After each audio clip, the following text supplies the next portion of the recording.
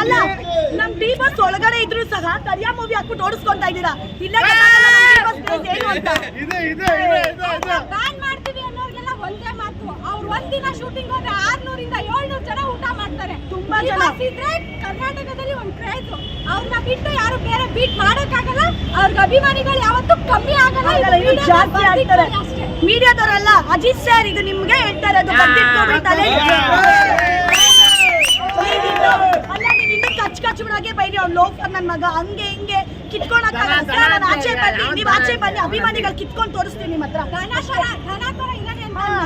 ನೀನೇನೋ ಊಟ ಹಾಕಿದ್ಯಾ? ನೀನು ನಿಮ್ಮ ಅಪ್ಪನ ಮನೆಯಿಂದ ನಿಮ್ಮ ಅಮ್ಮನ ನೀವೇ ಸರ್ ಇರು ಅಂತೀರಾ? ಅವ್ನ್ ದನ ಅನ್ಬಹುದು, ಅವನೇನ್ ಊಟ ಹಾಕಿದಾನ ನಮ್ ಡಿ ಬಾಸ್ಗೆ? ನಮ್ ಡಿ ಬಾಸ್ ಎಷ್ಟು ಜನಕ್ಕೆ ಊಟ ಹಾಕ್ತಾ ಇದಾರೆ? ಅವ್ರು ಕೂಡ ಕೇಳಿ, ಅವ್ರು ಕೂಡ ಕೇಳಿ. ಹಂಗಾದ್ರೆ ಅವ್ರು ಏನೋ ತಪ್ಪು ಮಾಡಿದ್ರೆ ಸೈಲೆಂಟ್ ಆಗಿರ್ಬೇಕು. ಅವ್ನು ಮುಚ್ಕೊಂಡಿರೋ ಪ್ರಶ್ನೆ ಮಾತಾಡಿರಲ್ಲ, ನೀವು ಹೋಗಿ ತೋರಿಸಿ.